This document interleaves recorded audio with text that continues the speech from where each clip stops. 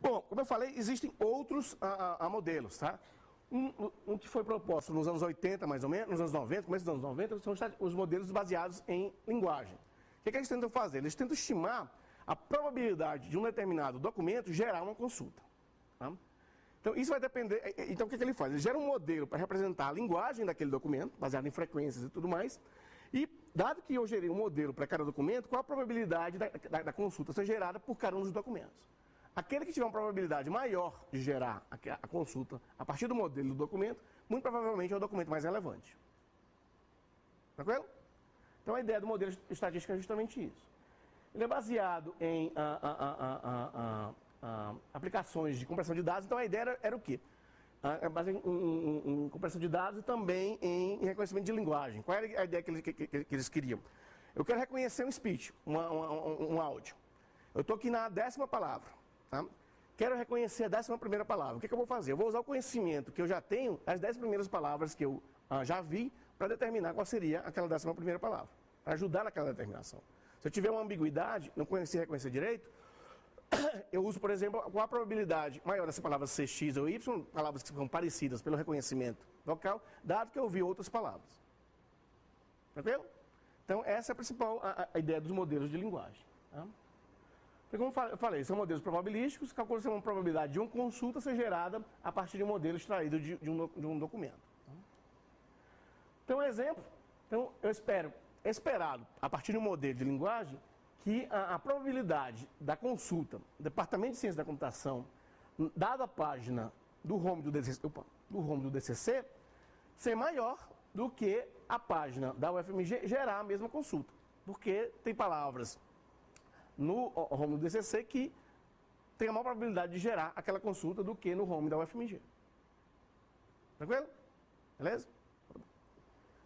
Então, é isso que eu falei. Então, o desafio é justamente como é que eu calculo a probabilidade de gerar a consulta dado um determinado documento. Beleza? Bom, então, um modelo mais simples que eu posso considerar é se eu considerar, por exemplo, as palavras dentro dos documentos como sendo independentes. Tá?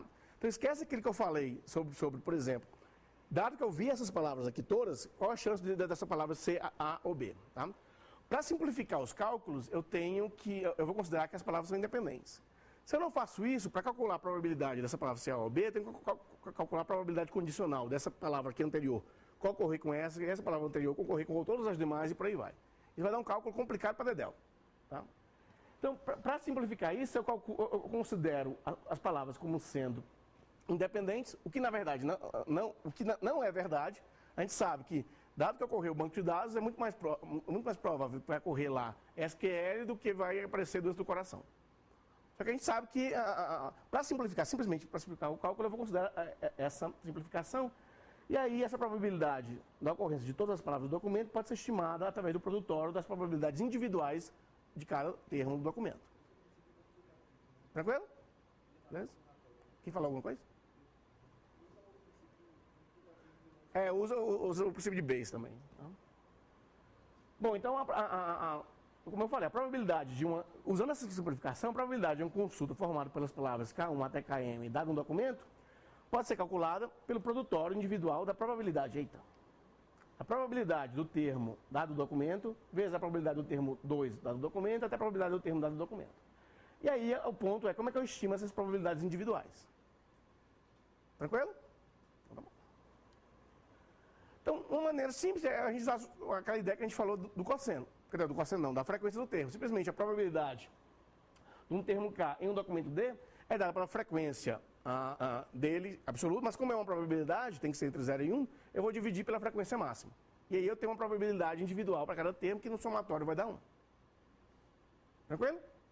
Então tá bom. Então seria isso, tá? Só que alguém vê um problema com essa abordagem, considerar simplesmente a frequência, dá uma olhada nessa fórmula aqui. Alguém consegue enxergar algum problema de eu fazer isso? Para calcular a probabilidade da consulta como um todo, dado um documento? O que acontece se nenhum termo da consulta não ocorre no documento? O documento que não vai ter nenhum dos termos, pelo menos um dos termos da consulta, a probabilidade inteira é 0. Então vai ter um monte de cara 0, apesar de ele ter os outros termos da consulta. Então é isso, tá? Então para fazer isso, você pode usar várias técnicas de suavização. Por exemplo, você pode colocar aqui Em vez de fazer a frequência pura, você pode colocar aqui um mais meio, botar um log, fazer um monte de coisa. Tá? Só para a questão de smoothing mesmo de probabilidades.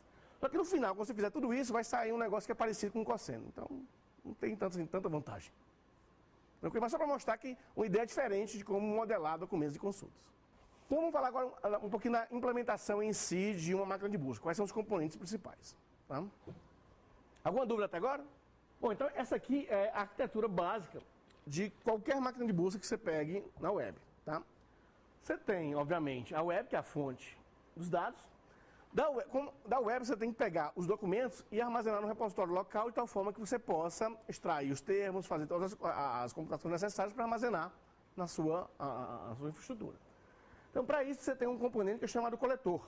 Tá? É simplesmente um componente que pede uma página para a web, dá um GET, HTTP, tá? E pega uma página. O que ele faz? Ele extrai os links da página, bota isso numa fila de prioridade e faz isso até que a web acabe, ou seja, nunca. Tá? Então, é um negócio que não para de rodar nunca. Então, tudo que a gente vê, quando você faz um consulta na web, o que você está vendo é uma fotografia do que foi coletado na web num determinado ponto do tempo. Tá? Porque os coletores do Google, do Yahoo, estão lá coletando toda hora, sem parar. Tá? Isso é um processo contínuo e tem algumas complicações nele, como a gente vai ver daqui a pouco. Tranquilo? Bom, então uma vez que eu coletei, tirei uma fotografia, tem uma base de documentos, eu posso, então, gerar a estrutura de dados que eu preciso para responder as consultas com eficiência. Como eu falei, com 2, 3 palavras-chave, responder na base de bilhões de documentos em milissegundos. Tá? Esse gerador de índices normalmente usa uma estrutura de dados chamada lista invertida, que vários de vocês já podem ter, por exemplo, implementado num TP de AES 2 ou 3.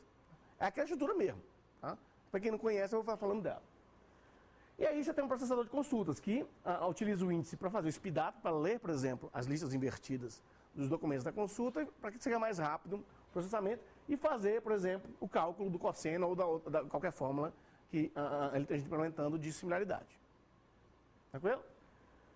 E aí a interface com o usuário, que é basicamente mostrar registros ranqueados, que pode ser feito de algumas formas, uma forma básica, como o Google faz, ou formas mais inteligentes, como a gente tem, por exemplo, no livro aqui de Modern Information Retrieval, que eu não falei antes, mas pegando o gancho, esse aqui é um dos principais livros da área. Tá? Essa aqui é a segunda edição do livro. Esse curso não tem capítulo, porque tudo está aqui dentro. Tá? Bem, tudo menos os projetos de pesquisa que a gente vai estar falando. Mas esse é um dos principais livros da área, tá? E toda a informação que eu estou falando está aqui dentro. Inclusive o capítulo de classificação que a gente vai ver no segundo módulo, eu escrevi e está aqui também. Tá? E eu também escrevi o capítulo de bibliotecas digitais. Mas quem quiser saber mais, esse livro é sensacional. Tranquilo? Eu vou deixar aqui depois para vocês darem uma olhada, tá? Tá, já fiz a propaganda, então. Eu não ganho muito direito com o livro, não. O Berthier e o Bay. Ele, na verdade, foi organizado pelo Berthier, que é da Google, alguns de vocês podem conhecer, que é o diretor da Google Brasil, e pelo Bayesiat, que é o diretor do Yahoo Barcelona. Tá? Eles organizaram o livro e vários experts escreveram alguns capítulos, e vários experts em outras áreas escreveram alguns capítulos. Eu escrevi, como eu falei, 2. Classificação de texto e bibliotecas digitais. Tá, é Modern Information Retrieval. É o que está aqui de baixo, não precisa não. Assim. Segunda edição, tá? No intervalo você pode dar uma olhadinha. Bem que eu vou fazer o seguinte, não escolher meu livro, tá? Mas eu vou passar aqui para vocês darem uma olhada. É a única cópia que eu tenho, tá? Então tá bom, então continuando aqui, o que a gente vai fazer agora é explodir cada uma daquelas caixinhas, falar um pouco mais sobre elas. Tá? Então, como eu falei, o coletor é basicamente um pequeno, não é pequeno, na verdade é complicado, mas a função dele parece simples a princípio. O que ele faz? Ele dá um GET, HTTP, pega uma página e extrai os links, tá? E bota isso numa lista de prioridade. O problema é como é que eu organizo essa lista, tá? Mas basicamente o que ele faz é navegar no grafo da web, então você tem aqui, ele começa de uma lista de URLs conhecidas, somente URLs que você sabe que você quer ter na sua máquina de busca, página do Banco do Brasil, página da Folha, página do Google, UOL e por aí vai. Tá? Então, o que ele faz? Ele percorre essa lista inicial, tá? Extraindo, e vai navegando na web à medida que ele vai coletando os links. Tá? Então, como eu falei, são navegadores automáticos, só que eles devem obedecer certas restrições. Por quê? Imagina então que eu tenho o meu site, a URL do meu site foi descoberto em algum outro URL que ele tinha coletado, ele vai pegar as minhas páginas. Se ele ficar me pedindo página toda hora, me dá página, me dá página, me dá página, me dá página, me dá página, o que ele vai fazer? Eu só vou fazer isso. Eu não vou fazer mais nada. Eu não vou responder nenhuma requisição de nenhum outro cliente real que não seja robô. E note que isso é um robô só. Então, imagine que tem o robô do Google, o robô o coletor do Yahoo e por aí vai. Então, se ele não respeita, certo, por exemplo, um determinado tempo entre duas requisições, ele vai ficar me batendo toda hora e eu não vou poder fazer mais nada. Isso é chamado denial of service. Tá? Então, uma coisa que é feita para prevenir isso é você ter um protocolo exclusivo que esses caras, os coletores, eles têm que obedecer. Então, nesse protocolo, por exemplo, eu digo se eu quero que você espere, tá? E isso é feito num arquivozinho chamado robôs.txt, tá? Aqui. E digo também que diretórios você pode coletar. Então, por exemplo, eu quero que você colete esse espaço do meu site web, mas não quero que você colete esses diretórios. Tá? E aí, o robô, o crawler, o coletor, ele tem que respeitar essas restrições que eu estou impondo. Se ele não respeitar, eu posso até, por exemplo, negar acesso às minhas páginas a ele, não responder. Então é isso, esse é o protocolo de exclusão de robôs, que principalmente diz o tempo de espera que você deve ter entre duas requisições e quais diretórios você pode coletar ou não. Tá? Então é isso, está nesse arquivo robôs.txt. Então, por exemplo, esse aqui é o robôs.txt do Google. Ele diz que qualquer agente pode coletar, mas ele desabilita você acessar qualquer coisa dele. Ou seja, ele pega todo mundo, mas não deixa acessar nada que está no site dele. Bom, então falando um pouquinho do processo como um todo. Então, como eu falei, a partir de um conjunto de URLs iniciais, que são aquelas que você sabe que você quer na sua máquina de busca, você tem que coletar, tá? Você inicia o seu processo coletando essas URLs. Então, vou lá. A primeira URL que eu tenho aqui é a URL da Folha de São Paulo. Coleta a URL da Folha de São Paulo e extrai todos os links dela. Coloco os links dessas URLs a visitar aqui. Tá?